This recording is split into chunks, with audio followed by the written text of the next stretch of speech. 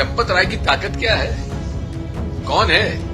चंपत राय हर कार्य में दक्ष थे। पिछले 4-5 दिन से एक ही बात कह रहा हूँ कि चंपत राय जी का इस्तीफा है तो कहाँ है? राम मंदिर के दान पात्र से चढ़ावा चोरी के मामले में श्री राम जन्मभूमि तीर्थ क्षेत्र के पूर्व महासचिव चंपत राय ने पहली बार अपनी चुप्पी तोड़ी है।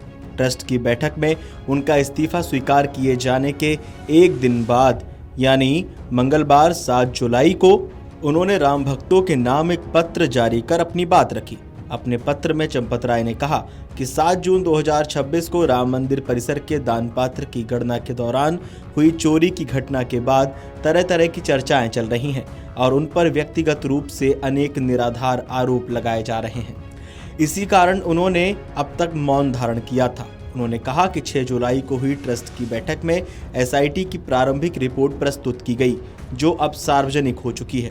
हालांकि ये रिपोर्ट परम गोपनीय थी। उन्होंने राम भक्तों को आश्वस्त करते हुए कहा कि एसआईटी की अंतिम रिपोर्ट आने के बाद उनके खिलाफ लगाए जा रहे सभी आरोपों और उठाए गए हर बिंदु पर क्रमवार जवाब देंगे। उनका दावा है कि अंतिम रिपोर्ट के बाद पूरा सच सामने आ जाएगा। पत्र में चंपत राय ने अपने सार्वजनिक जीवन का भी उल्लेख किया। उन्होंने लिखा कि अक्टूबर 1991 में उन्हें संगठन द्वारा अयोध्या भेजा गया था और उनका प्रचारक जीवन 45 वर्षों का रहा है।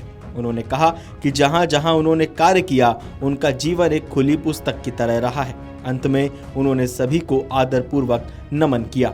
वहीं ऑल इंडिया इमाम एसोसिएशन के अध्यक्ष मौलाना साजिद रशीदी ने इस मामले पे क्या कुछ कहा है, आप सुन लीजिए। देखिए, मैं तो बराबर पिछले 4-5 दिन से एक ही बात कह रहा हूँ कि चंपत राय जी का इस्तीफा है तो कहाँ है? वो आज तक पब्लिक डोमेन में नहीं आया। इस्तीफा कबूल कर लिया गया। इस्तीफा कबूल करने के बाद भी चंपत राय जी वहीं रहेंगे। अब देखिएगा, कोई उनको वहां से नहीं हटा सकता, क्योंकि चंपत राय एक बहुत मजबूत आदमी है। उसको हटाना इतना आसान नहीं है। और फिर जब एक्सेप्ट हो गया, अब तो पब्लिक डोमेन में आ जाना चाहिए इस्तीफा, अभी तक नहीं आया। वहीं इसके बाद जगत गुरु स्वामी ओमकारानंद क्या कुछ बोले, आप वो भी सुन लीजिए। देखिए, कल ट्रस्ट की बैठक हुई और चंपत राय का इस्तीफा स्वीकार हुआ। मैं माननीय चंपत राय जी को 87 से जानता हूँ। राम जन्मभूमि का जब से हमने संकल्प लिया, हमने चंपत राय को देखा कार्य करते हुए। चंपत राय हर कार्य में दक्ष थे। मैं 90 कार सेवा में गुम्बज पे भगवा ध्वज लगाते हुए मुझे गोली लगी, हाथ में, पैर में, कमर में, और कई लोगों को गोली लगी, कार से को हॉस्पिटल में एडमिट हुए। चंपत राय जी स्वयं सेवा के लिए जाते थे। सबसे दवा का पूछना, हाल चाल पूछना, दूध का पूछना, मतलब अच्छे से उन्होंने सेवा किया। और 92 में जब ढांचा टूटा तो मैं अभियुक्त बनाया गया ढांचा तोड़ने में। माननीय चंपत राय जी भी उसमें अभियुक्त थे। मेरे साथ हॉस्पिटल में हम लोग एडमिट हुए लखनऊ। जमानत नहीं मंजूर हुई तो जेल में भी लखनऊ हम लोग को रखा गया। माननीय चंपत राय जी हमारे साथ लखनऊ जेल में भी रहे। चंपत राय जी का विचार हमेशा सेवा भावी था और पूरा जीवन राम मंदिर के लिए उन्होंने सुपुर्द किया। संगठन में पहले से थे ही, लेकिन हमने 87 से देखा चंपत राय जी इसी राम जन्मभूमि में, इसी राम की सेवा में, कार सेवकों की सेवा में, मंदिर कैसे निर्माण हो, कैसे बने।